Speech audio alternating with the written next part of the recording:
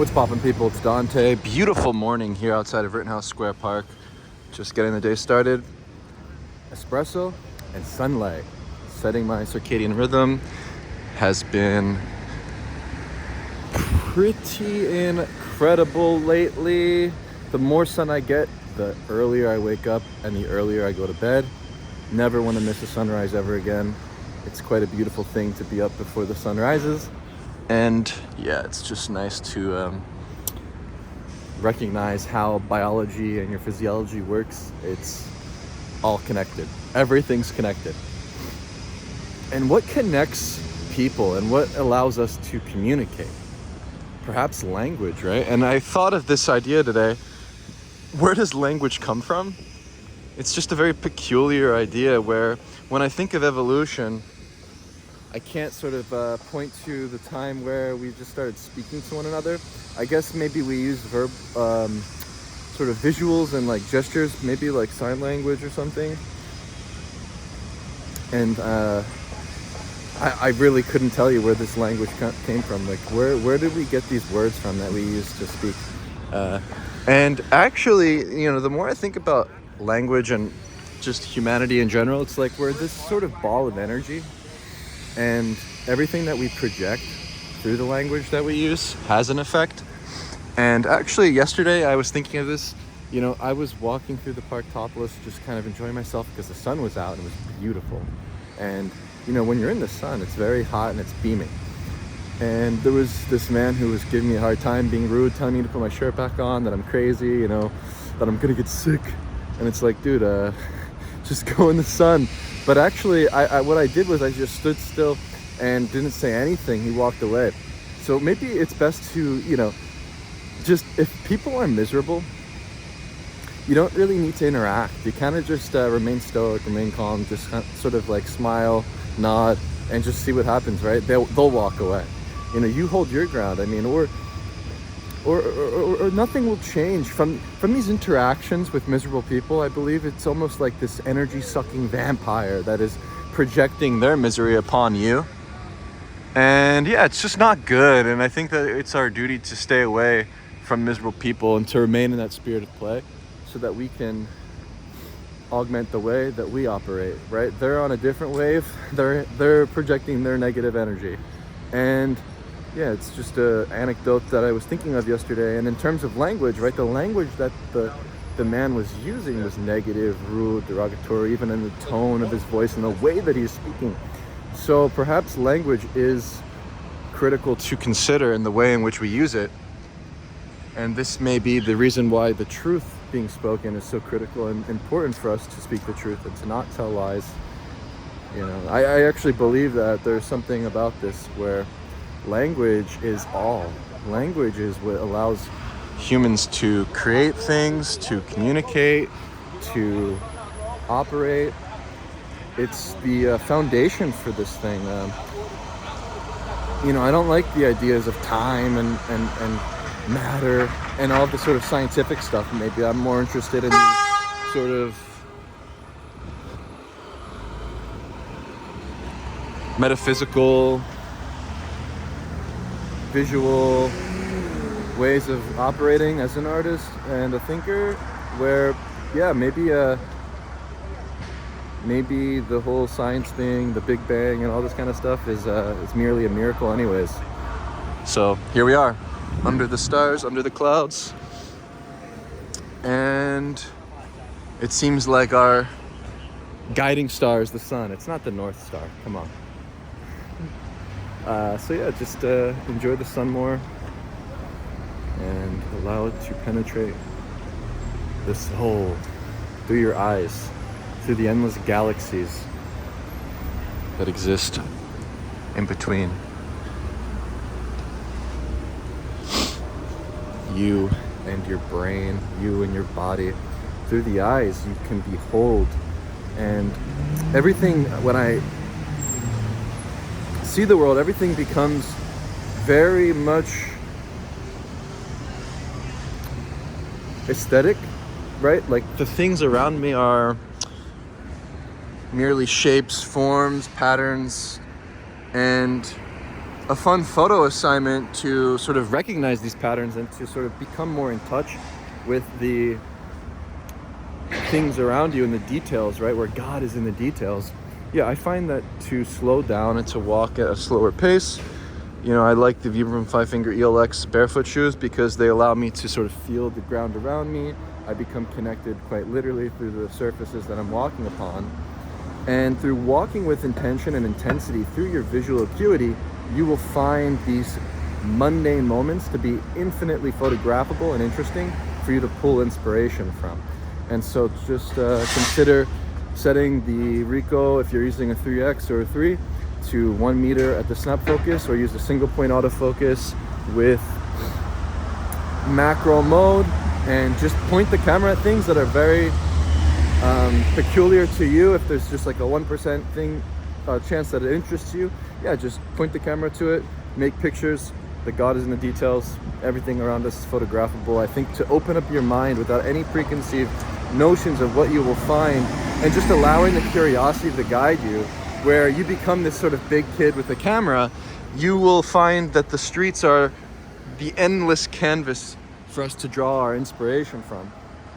So just think with an open mind, and yeah, you'll be surprised.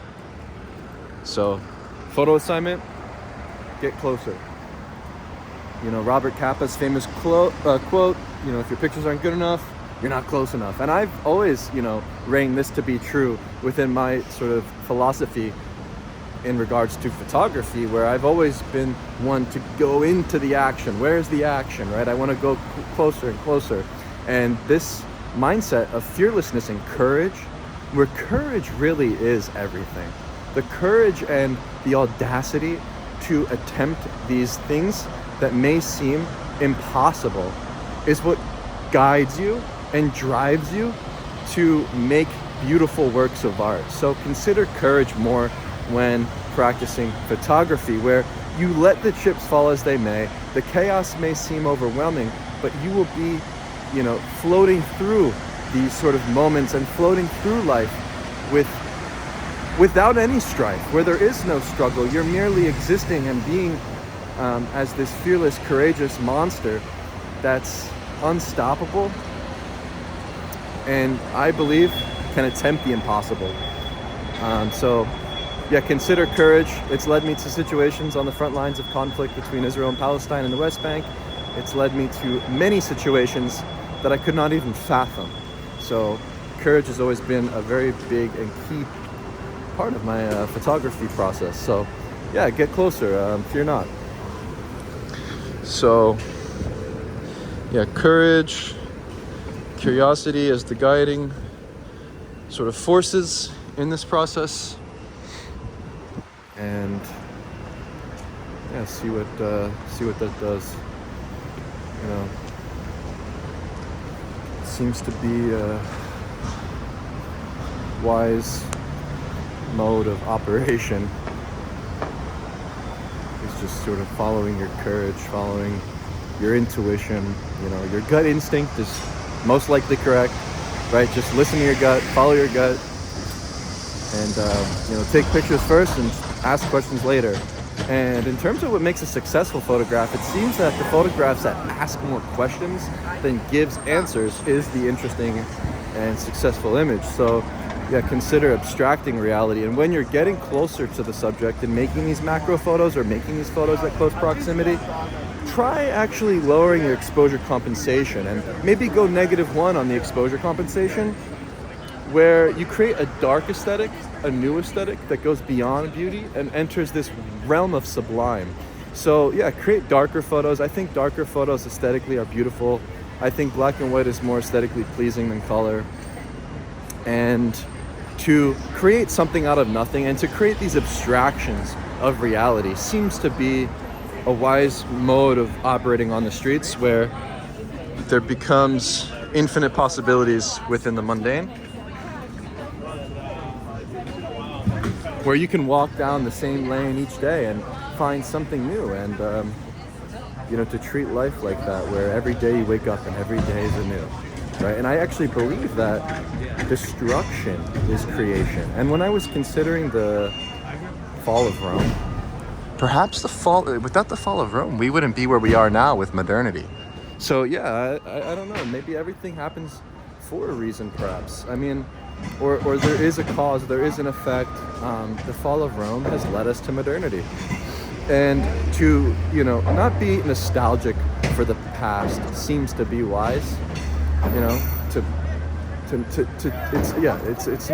It's not good to be nostalgic, essentially. Like, to move forward and to just keep pushing and to be present and to think beyond, go beyond, the sort of nostalgic, even in terms of art and creation and making these sort of aesthetic choices, we shouldn't be trying to make pictures that look like they were made in the past. Like, that's not the goal, is to make these like timeless photos or whatever, and like this like obsession with photographing with film to remain in the vein of the history of photography. It's just, it's not what we should be doing. We should be pushing further and to go beyond and to make anew. And to make anew, you must destroy. And so destroy your past self. Destroy yourself before you create yourself. So simple thoughts, hold no grudges, hold no ill wills to anybody, have no regrets for any past actions or actions done upon you, and sort of just forgive and forget. I think that's wise. And to treat yourself like you're being funded by the United States military to become a super soldier. It seems to be the way where once you become the Spartan, once you become this strong, charismatic, courageous and curious person, then we can go and create beautiful works of art. So to destroy yourself, to remove any of the toxins, to abstain from alcohol and drugs and weed and porn and all of these temptations that are earthly and wicked, I believe will allow you to create anew. So destroy any habits, destroy any past philosophies you may have held, destroy any past modes of operating, and destroy yourself before you create anew, essentially, is the gist. And, with alcohol, I mean, this might be the culprit, where alcohol is actually the worst drug of them all. What makes an alcoholic? I think an alcoholic is somebody who drinks one drink every single day. That seems to be what is an alcoholic? Someone who has a drink every day. And so don't drink alcohol. This is the biggest poison of them all that kills you slowly. I think more than any of the other drugs. Yeah, just stay sober.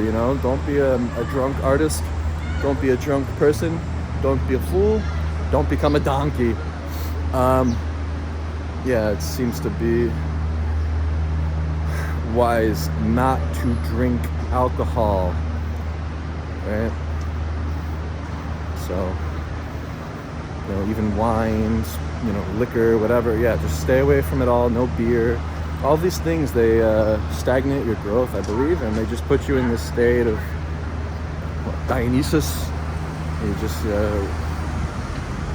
you go crazy and sort of let loose. I mean, it just seems wise to just not participate and to create with a blank slate, with a healthy state of mind and being physically. It seems to be a good idea.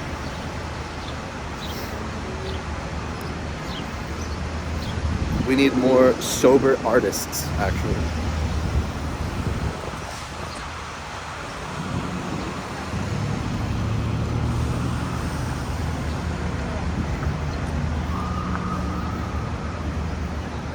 These barcodes, man, these are weird. I don't really like the way that information is fed these days, where you have to have a phone with you a lot of the times. Even if you go into a restaurant, even today, they'll say, oh, scan the barcode. It's like, what if I don't have a phone?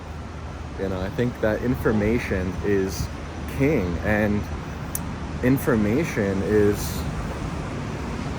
what I believe forms opinions, forms thought, and ultimately forms maybe the language that we use about things, where you read the headlines, you read the news, you read the articles.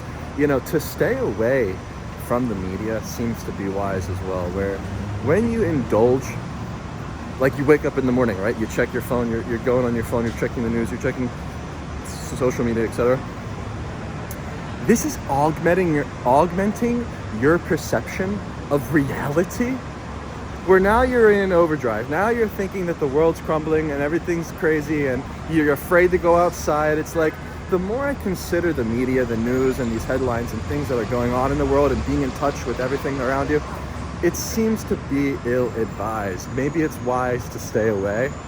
And I believe that we should, as artists, create in a Zen-like meditative state where none of the external forces affect us, right? We're in this state of production and perhaps not consumption, right? The consumption of the media and the consumption of this information,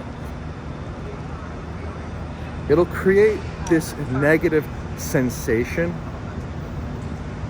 within the way that you perceive the world around you. And at the end of the day, just stay away.